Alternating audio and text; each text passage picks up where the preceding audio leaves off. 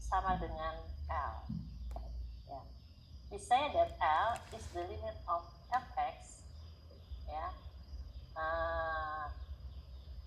di mana x mendekati A jika, ya, fx need not be defined, ya, fx sama dengan A, but it must be defined for all over x in some interval which contains A. Ya, jadi fungsinya ini harus terdefinisi, ya, di seluruh x pada di mana ada interval A-nya, ya, ada mengandung A.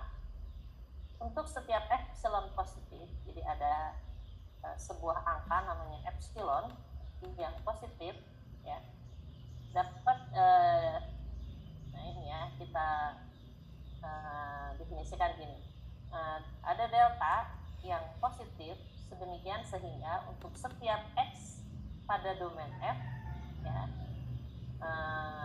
berlaku x dikurangi A harga mutlaknya, ya, lebih kecil dari delta, ya. Ini implies, artinya maka, ya, ini kan domain, ya, ini domain, ini fungsinya kan, maka memberikan harga mutlak fx dikurangi L itu lebih kecil dari epsilon, ya. Mungkin definisi ini agak sulit untuk dibayangkan, ya, tapi nanti kita lihat di gambar katanya Anda bisa lebih mengerti. Jadi ini x min A itu selisih dari domainnya, ya. Kemudian fx min L ini kan kalau x menghasilkan fx, kalau A menghasilkan L yang di atas ini kan.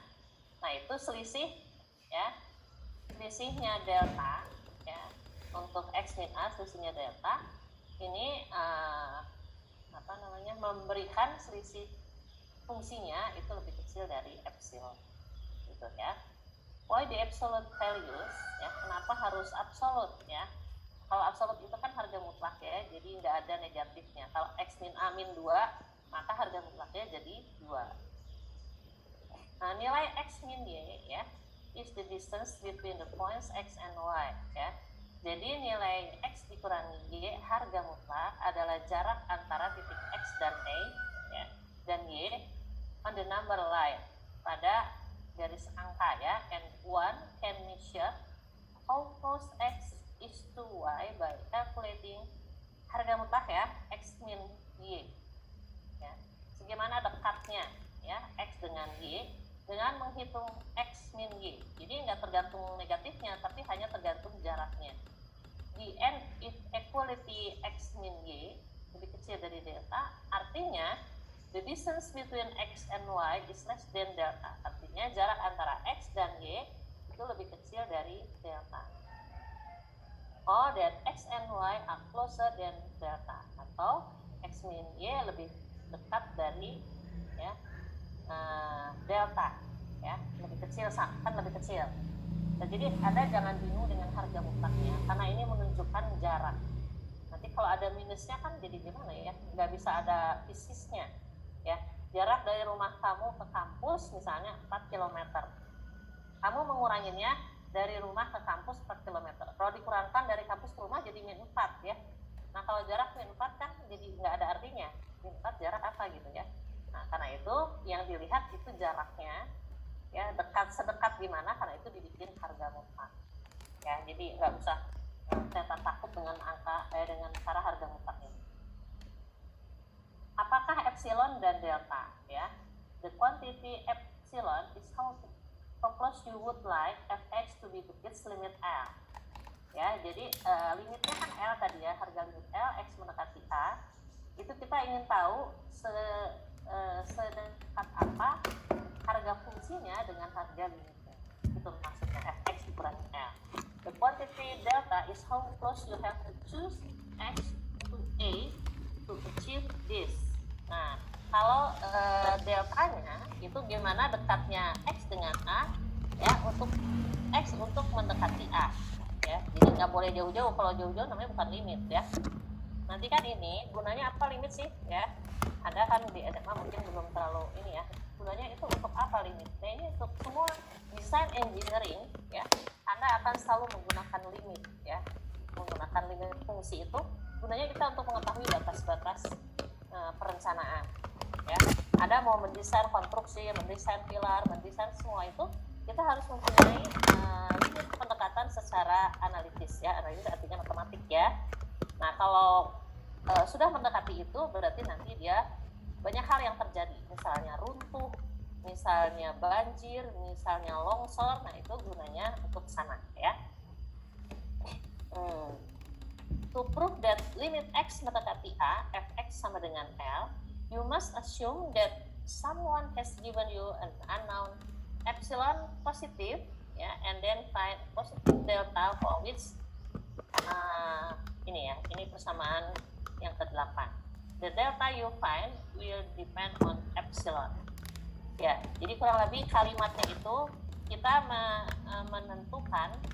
menentukan jarak fungsi f dan L itu nanti membuat kita merencanakan jarak domainnya x dengan a. Jarak domain harus lebih kecil dari delta dan jarak fungsinya harus lebih kecil dari epsilon. Di sini disebutkan seolah-olah kita sudah diberikan angka epsilonnya ya, and then find a positive delta for which 8 ini kayaknya persamaan ya. Ini 8 digunakan ya. Ini saya crop ya. Oke, sekarang kita langsung ke contoh. Ya. Kita punya persamaan 2x tambah 1, ini fungsinya. Sekarang kita hitung x mendekati 5 ya, x mendekati 5. Maka kalau kita masukkan ini 5 aja ya. 2 kali 5 tambah 1 11 ya. We have fx sama dengan 2x tambah 1, a sama dengan 5 dan L 11, and the question we must answer is how close should x be to 5 if want to be sure that fx sama dengan 2x tambah 1. Sejauh mana yang tadi itu ya, how close should x to be to 5 ya. Nah, ini x mendekati 5. Misalnya kalau segimana dekat itu 4,9999991. Nah, itu kan dekat ya ke 5. Nah, tapi segimana ya? If want to be sure, kita mau meyakinkan fx sama dengan 2x tambah 1 berbeda sebesar epsilon dari L sama dengan 11. Nah, ini sengaja diberikan fungsinya yang gampang ya, nggak yang susah-susah, supaya Anda bisa membayangkan didekati dengan limit itu gimana ya. To figure this out ya, kita untuk menggambarkannya, we try to get an idea of how big fx min L ya, gimana besarnya fx dikurangi L ya. Sekarang fx dikurangi L itu sama dengan 2x tambah 1 dikurangi 11 ya kan. Ini kan fungsinya, ini harga limitnya ya. Nah, sehingga kalau dimasukkan angkanya jadi 2x dikurangi 10 sama dengan 2-nya dikeluarkan ya, ini pakai harga mutlak ya, tadi sudah dijelaskan. 2 kali harga mutlak x dikurangi 5 sama dengan 2 kali x min a ya. Ya kan, ini fx dikurangi L besarnya 2 kali x min a ya. Maka jika 2 kali x min a lebih kecil dari epsilon ya, maka kita dapatkan fx min L ya lebih kecil dari epsilon. Maka ya x min a lebih kecil, ini kan 2x min a lebih kecil dari epsilon, ini 2-nya pindah ke kanan, lebih kecil dari setengah epsilon, maka fx min L lebih kecil dari epsilon ya. We can therefore choose delta sama dengan setengah epsilon, no matter what epsilon positive we are given, our delta will also be positive, and if x min 5 lebih kecil dari delta, then we can kita dapat jamin bahwa 2x tambah 1 dikurangi 11 itu lebih kecil dari epsilon. That shows that limit x min 5 2x tambah 1 sama dengan 11. Dan mudah-mudahan kalimat yang terakhir ini kita ulang lagi ya. Ini kan tadi dari sini ya. Maka X min A itu lebih kecil dari setengah epsilon. Ya.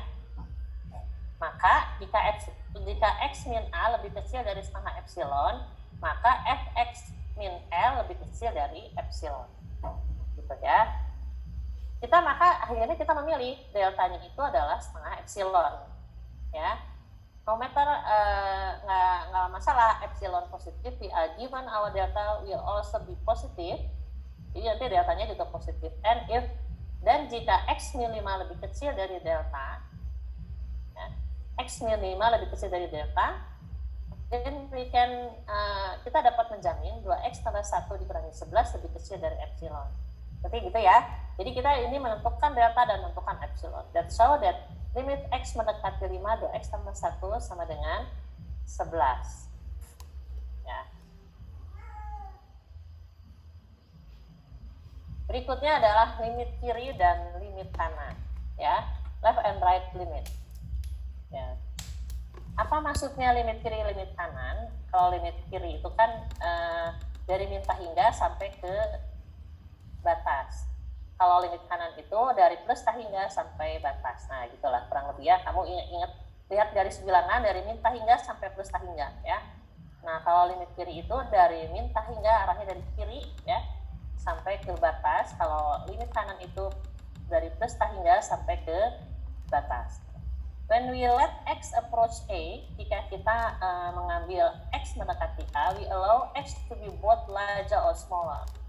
Nah, misalnya kalau A-nya 5, didekati dari minta hingga itu berarti 4,999.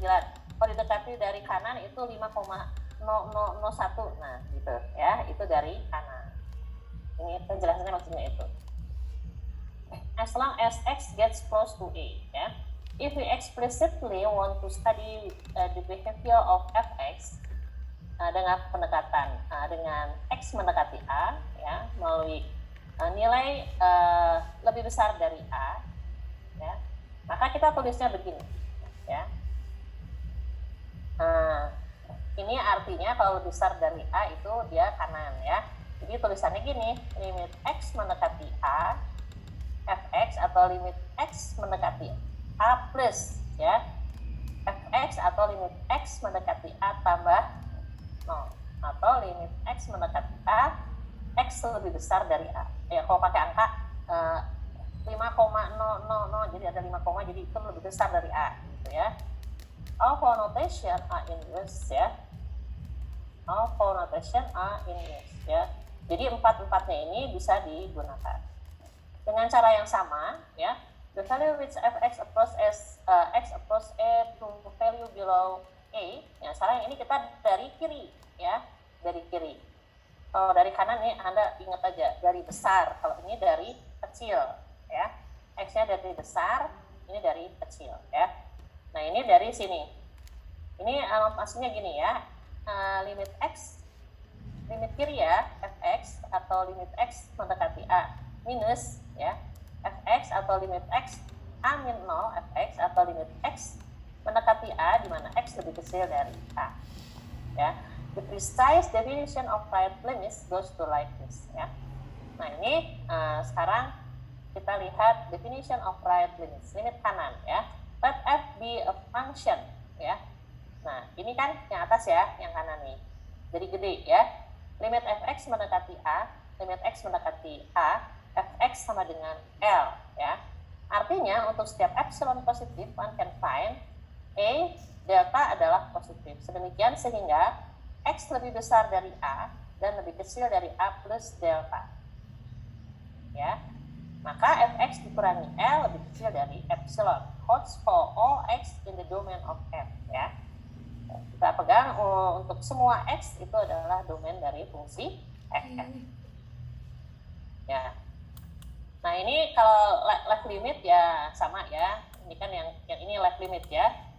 Sebagai contoh, one-sided limit in which X approaches A through values less than A is defined in a similar way. Sama aja ya, dengan cara yang sama. The following theorem tells you how to use one-sided limits to decide if a function fx has limit at x sama dengan A. Nanti fungsi itu mempunyai limit, ya. Kalau limit kiri dan limit kanannya, ya kayak gini ya, ada ya. Jadi limit x ini dari kanan, fx sama dengan L positif, dan limit dari kiri ya, fx sama dengan L negatif. Jadi limit itu ada, fungsi itu ada limitnya kalau L plus dengan L min itu sama.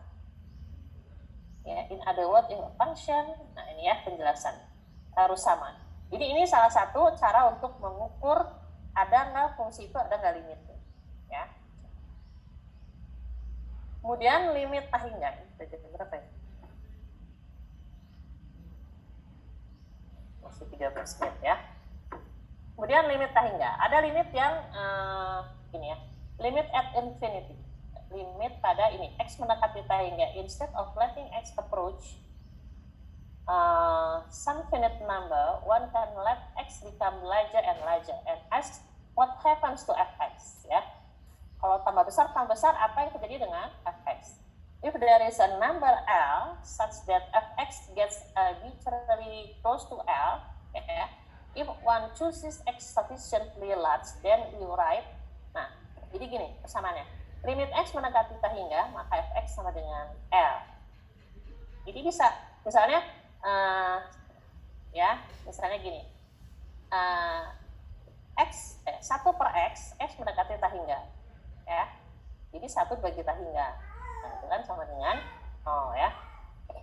Fx sama dengan L, atau limit x ya mendekati hingga, fx sama dengan L, atau limit x mendekati hingga, ini dari kecil ya, fx sama dengan L ya.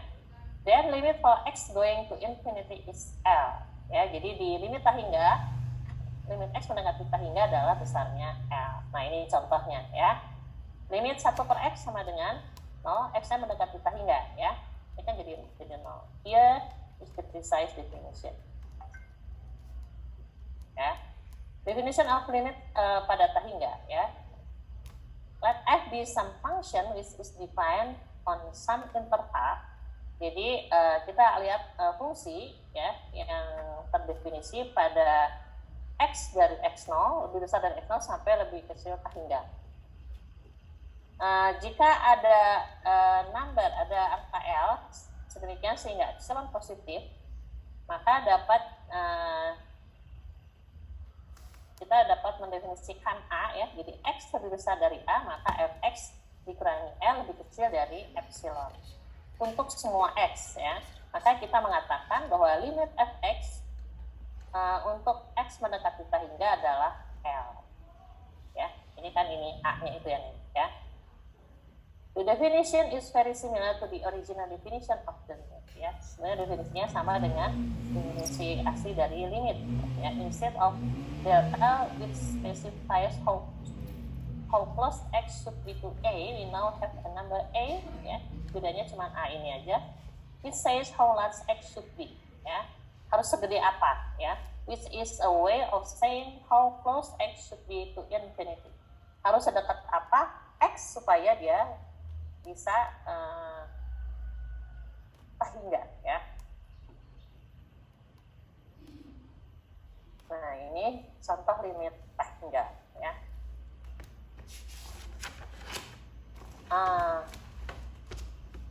Nah sekarang ini kita menggunakan 1 per x lagi ya, to prove that limit x mendekati hingga 1 per x sama dengan 0. Ini untuk membuktikan, we apply the definition to fx sama dengan 1 per x, L sama dengan 0. Nah ini mau dibuktikan ya. Untuk epsilon positif, maka kita harus menunjukkan 1 per x dikurangi n, ini kan harga fungsinya lebih kecil dari epsilon untuk semua x lebih besar dari a ya, provided we choose the right a ya. Maka kita bisa memperoleh a yang betul ya. How do we choose a? Gimana kita memilih a? A is not allowed to depend on x, but it may depend on epsilon. Jadi kan ini supaya dia hingga tuh berapa A-nya. Nah ini mau hingga, kan L itu limit mendekati, X-nya mendekati hingga. Nah berapa A-nya? Jadi dia tergantung dari epsilon. Nah, maka di sini kita 1 per X, X lebih kecil dari epsilon, ya. This is equivalent to X lebih besar dari 1 per epsilon, ya. Ini memberikan info pada kita untuk memilih A, ya. Given any positive epsilon, we will simply choose, maka kita mengambil A sama dengan 1 per epsilon. Ini kan batas A-nya ya, supaya dia dapat hingga. Maka A-nya di sini diganti jadi, nah ini kan A ya, 1 per epsilon. Then kita dapatkan 1 per X dikurangi 0, ya. Harga mutlak sama dengan 1 per X lebih kecil dari epsilon untuk semua X lebih besar dari A. Ya. Maka kita sudah membuktikan bahwa X mendekati hingga dari fungsi 1 per X sama dengan 0. Ya. Ini kan tadi harga fungsi, ya. Ini harga limit, ini fungsinya. Ya, sama dengan 1 per X lebih kecil dari epsilon untuk semua X yang lebih besar dari A. Misalnya ini, ya. Ini ada banyak sifat-sifat limit, ya, sifat-sifat limit, ya. Ada P1 ya, jadi kalau limit dari konstanta itu kan nggak ngaruh ya, limit C sama dengan C, ya. Kemudian limit X mendekati A, ya, kayak gini, itu sama dengan A. Kemudian ini limit of sums, ini kalau penjumlahan, ya, perkalian, ya. Nah, kita ambil F1 dan F2 ya, ini F1X itu L1, F2 ini maksudnya ada 2 fungsi ya, X-nya mendekati A.